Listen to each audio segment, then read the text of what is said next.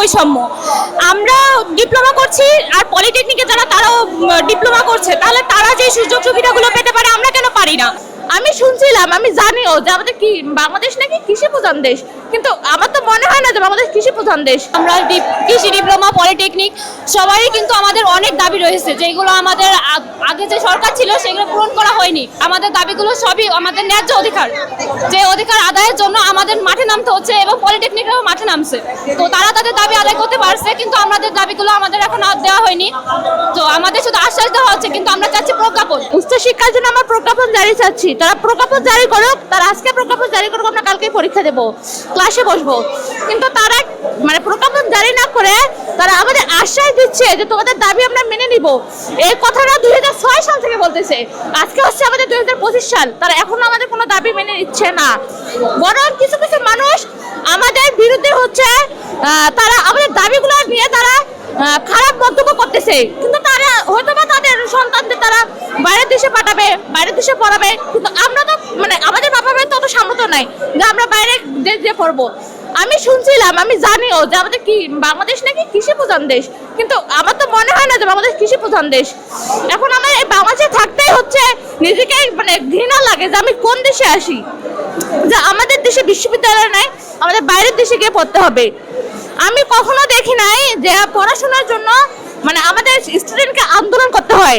আমি এই ফার্স্ট দেখতেছি যে আমাদের পড়াশোনার জন্য, আমাদের দাবি আদায়ের জন্য আমাদের মাঠে নামতে হয়, আন্দোলন করতে হয়। আমরা পরীক্ষা বর্জন করব? আমরা কেন আমাদের হচ্ছে ক্লাস বর্জন করব? আমরা কেন আজকে সেই মানিকগঞ্জ থেকে আজকে আমরা ঢাকা খামার বাড়িতে আসবো? আমাদের অত ইচ্ছা নাই। তারা যদি আমাদের দাবি মেনে নিত তাহলে আজকে আমরা এই পথে আসতাম না, কিন্তু এখনো তারা কোনো দাবি মেনে নিচ্ছে না। এখনো যদি তারা কোনো দাবি মেনে না নেয়, আমরা যে কঠোরভাবে আছি এর থেকে আরো কঠোর পর্যায়ে দিতে বাধ্য হব। তারা যদি এই বৈষম্যটা সৃষ্টি না করতো তাহলে আজকে এরকম হতো না। কেন এত বৈষম্য? আমরা ডিপ্লোমা করছি আর পলিটেকনিকে যারা তারাও ডিপ্লোমা করছে, তাহলে তারা যে সুযোগ সুবিধাগুলো পেতে পারে আমরা কেন পারি না? এই বৈষম্যটা যদি তারা না করতো তাহলে আজকে এই ঝামেলাটা হতো না। তো আমি মনে করি সর্বোপরি এখানে একটা ষড়যন্ত্রের কালো হাত রয়েছে। তাদেরকে যখনই আমাদেরকে এই দাবি নিয়ে তাদের কাছে আমরা উপস্থাপন করেছি, উপর মহলে আমরা জানিয়েছি, তখন তারা আমাদেরকে আশ্বাস দিয়েছে যে আমাদের দাবিসমূহ যৌক্তিক, কিন্তু তারপরে এই নিয়ে তারা কোনো পদক্ষেপ গ্রহণ করছে না। এবং কৃষি বিশ্ববিদ্যালয়ে যে ছাত্রছাত্রীরা আছে তারা এই দাবির বিরুদ্ধে আন্দোলন কর্মসূচি করছে। তারা বলতেছে যে আমরা যারা কৃষি ডিপ্লোমা ছাত্রছাত্রীরা আছি তারা নিম্ন মেধাবী, আমরা মেধার সঠিক প্রকাশ করতে না পেরে এই জায়গায় এসে ভর্তি হয়েছি। আমাদের জিপিএ ভালো না বা আমরা প্লাস পাই স্টুডেন্ট না, কিন্তু দেখা গেল যে এই যে কৃষি ডিপ্লোমাতে যেসব স্টুডেন্টরা ভর্তি হচ্ছে তারা অনেকে জিপিএ 5 পেয়ে এসেছে এবং অনেকে গোল্ডেন প্লাস পেয়ে এসেছে।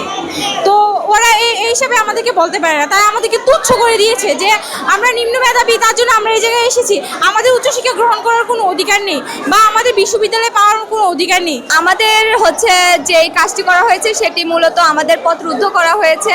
আমাদের বিভিন্ন বাংলাদেশে বিভিন্ন বিশ্ববিদ্যালয়তে এগুলাতে উচ্চশিক্ষার সুযোগ রয়েছে, যেমন পলিটেকনিক্যাল থেকে ডিপ্লোমা করলে ডুয়েটে গিয়ে এরা উচ্চশিক্ষা বিএসসি করতে পারবে, কিন্তু আমরা কৃষি ডিপ্লোমা করলে আমাদের সেরকম কোনো সুযোগ নেই।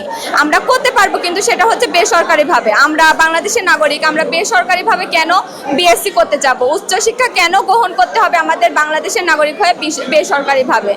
সংবিধান যেখানে বলে শিক্ষা সবার অধিকার, মৌলিক অধিকার, তাহলে আমাদের অধিকারটা কোথায়?